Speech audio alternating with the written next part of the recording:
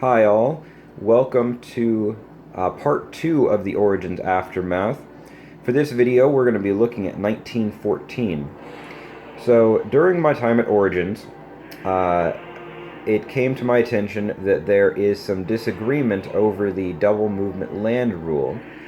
At Origins last year, when I was first learning this game, the way that it was explained to me and how I've always played it since is that you can double move friendly to friendly or friendly to territory that you contest.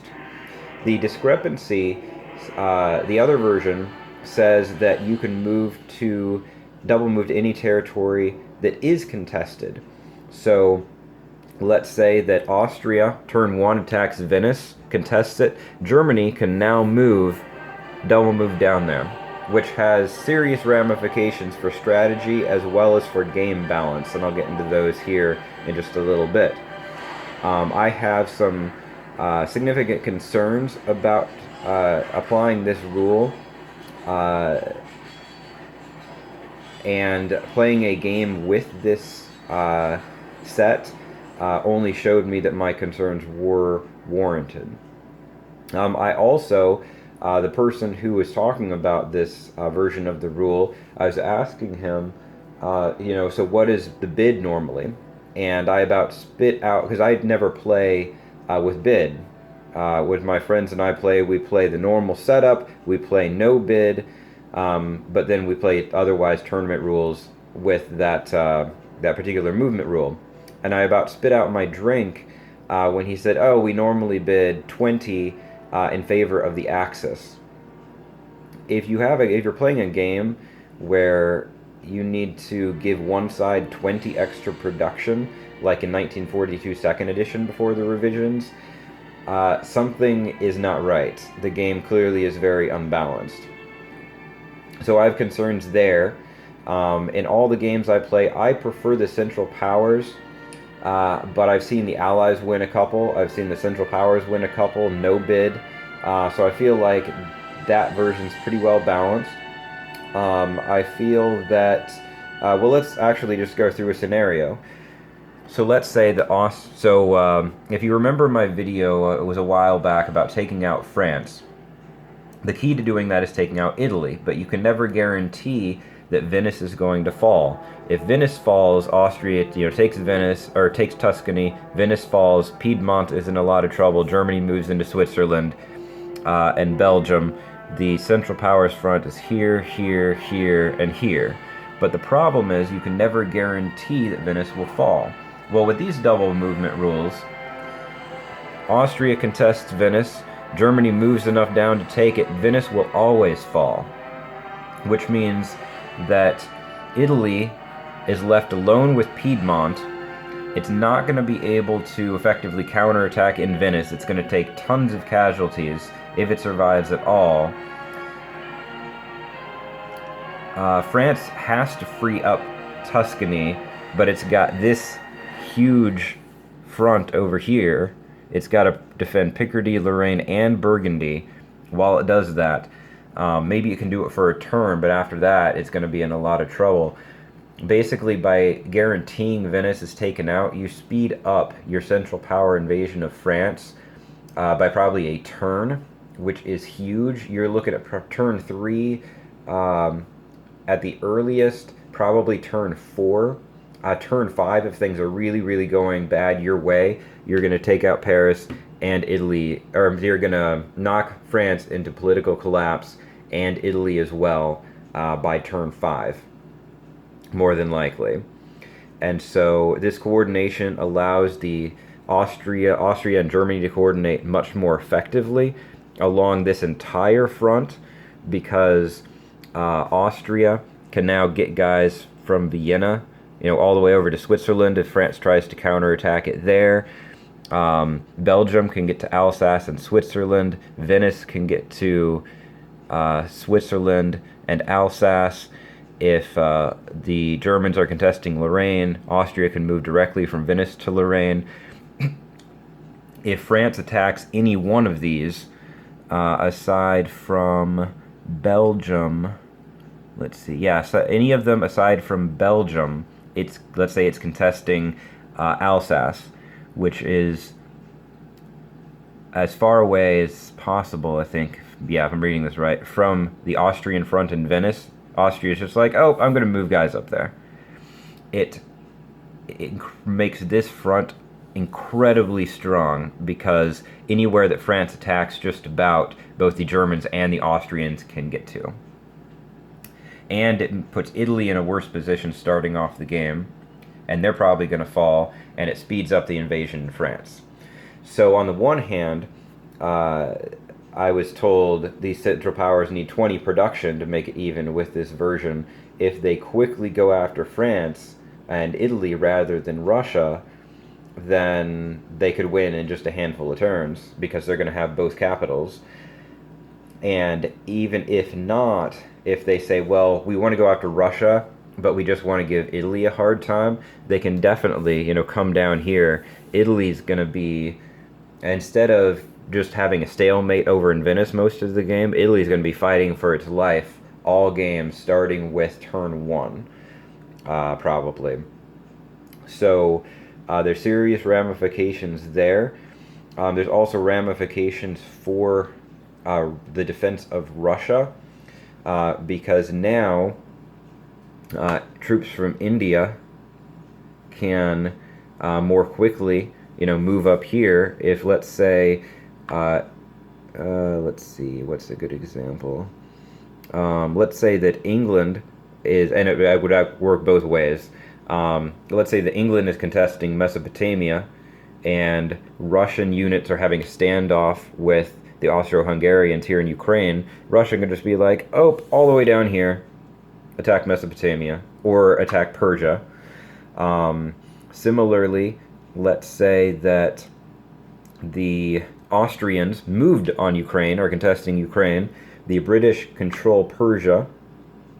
The British can now, sorry about that camera, the British can now say, oh, I'm going to move to Ukraine.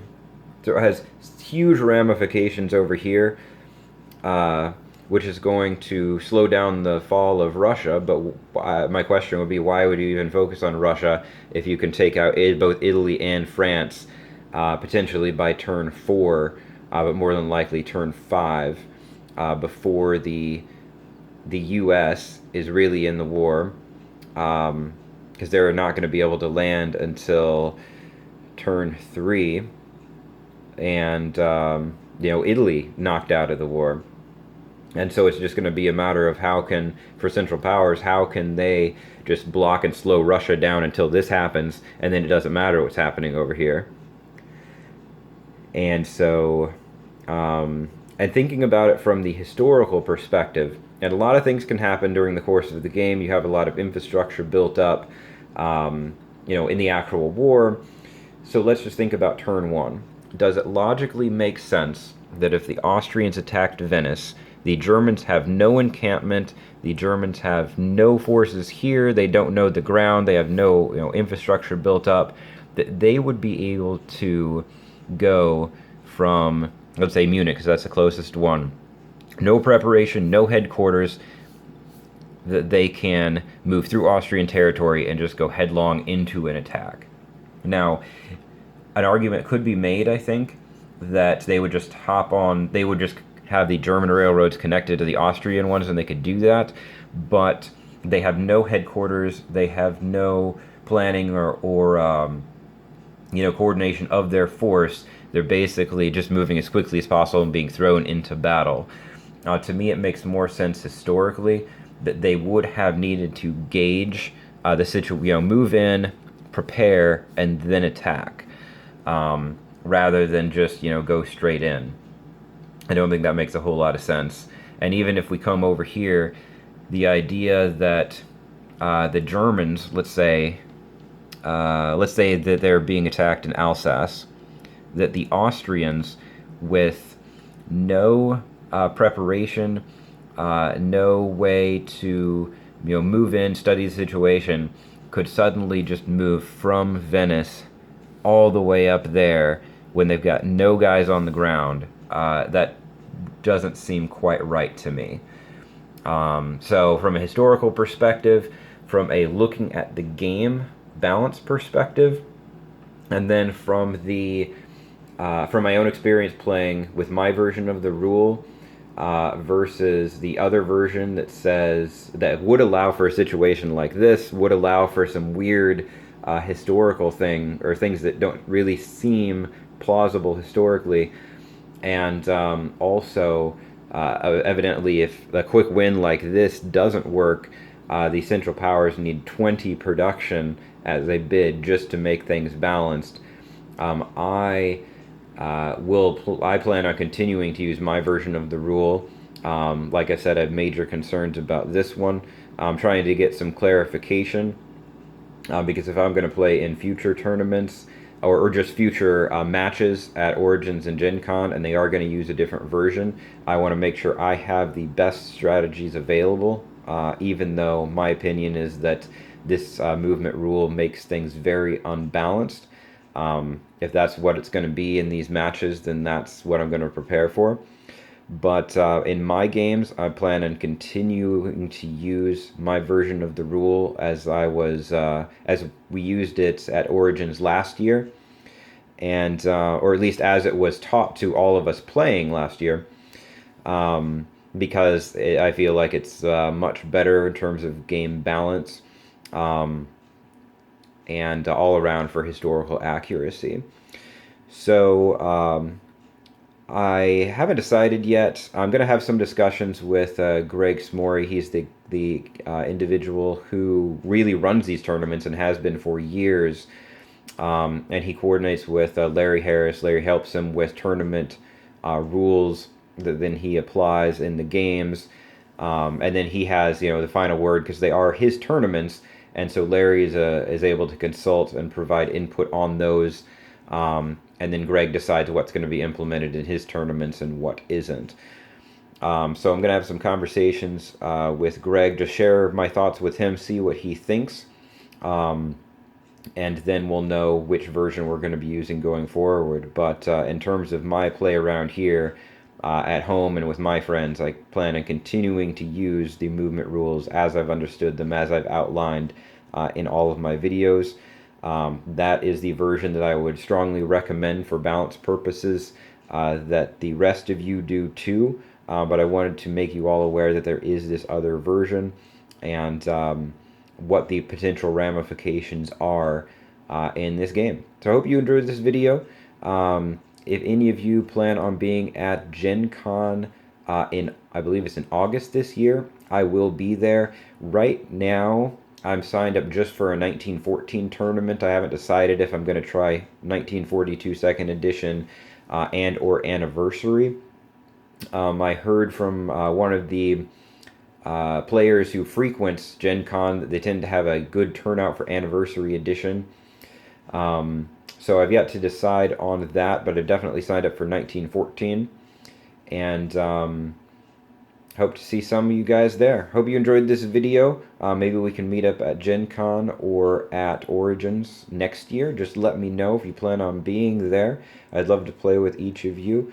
If not, I do plan on making some videos, at least one video, possibly a couple, about my Gen Con experience.